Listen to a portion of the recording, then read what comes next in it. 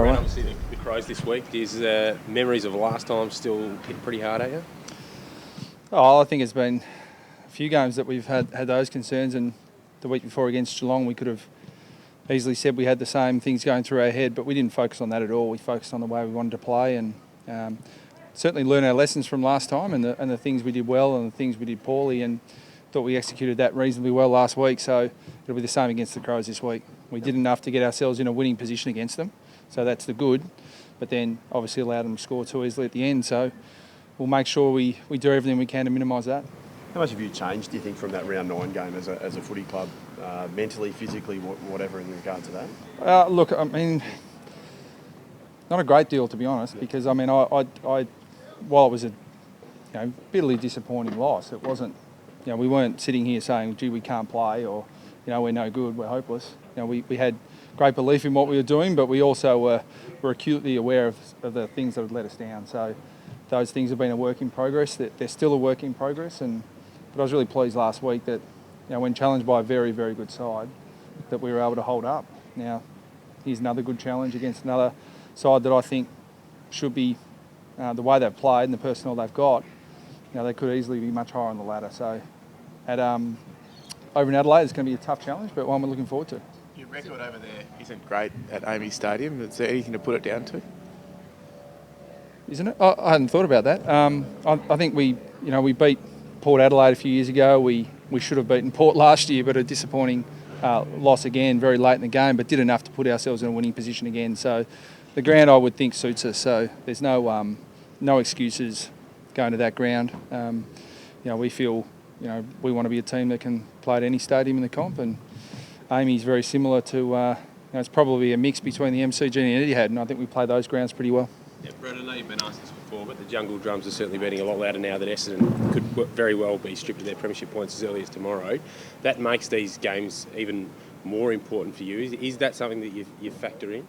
No, not in the slightest. Our regardless of any other club situation, our focus has been on performing really well against good sides, and we've got Adelaide this week in their home state, and then Essendon, Hawthorn, Collingwood to finish. So that's occupying all my time. I've got enough to worry about with them rather than thinking about the other sides who we don't play. And they're good sides, and we've got a test to see whether if we somehow end up in the finals through winning our last 4 games.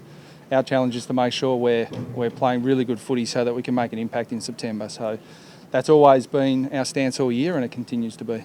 Talking about playing good footy, are you currently in the best form of the year, or have you played 3.5 quarters of good footy, a lot of games already this year? Yeah, I think that I didn't think it was our best game on the weekend, but that's because the opposition's very good. So sometimes you can compete away and fight and bite and scratch, and the opposition are very good. So I thought that while we had some good patches last week, I thought Geelong were on top for periods as well. So that's always going to be the case when you play good sides. So I think that what's been the dramatic change, and it's only a small thing, but it's a big difference, is that when the momentum shifted on the weekend, we were able to counter that.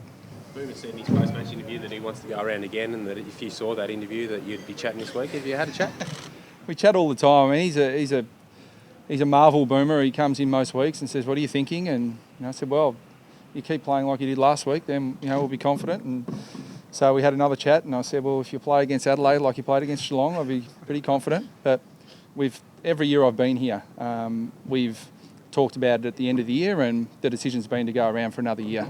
So I'm still supremely confident that that'll be the case, but we're in no rush. I mean, he's not going anywhere, and when the end of the season comes, we'll sit down as we have the last few years and make a call. But you couldn't argue against him at the moment. Must be nice to get, I suppose, the bragging rights over your twin brother. Have you caught him up during the week just to give him a bit? Oh no, because I think the obvious response would be, we're looking at a top 2 spot. We're not talking about Geelong in the top 8. They're talking about them in the top 2. So there's certainly no bragging rights. I mean, if we could swap positions, I'd be more than happy to do that. So they're and even when you can have minor victories over Geelong, you don't want to mouth off about it because it can come back to bite you pretty quickly. Nathan Grimer and Cam Delaney coming back from injury this week. Are they likely to be right back?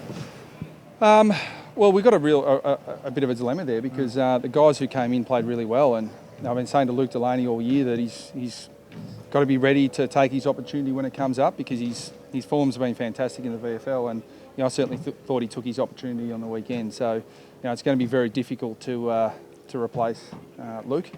And Cam only was a late withdrawal with an injury, so Cam I think will be touch and go to come up from that injury. So I think Luke will hold his spot. The backline's had a bit of a younger look, I suppose, in recent weeks with Ferrito and McMahon out.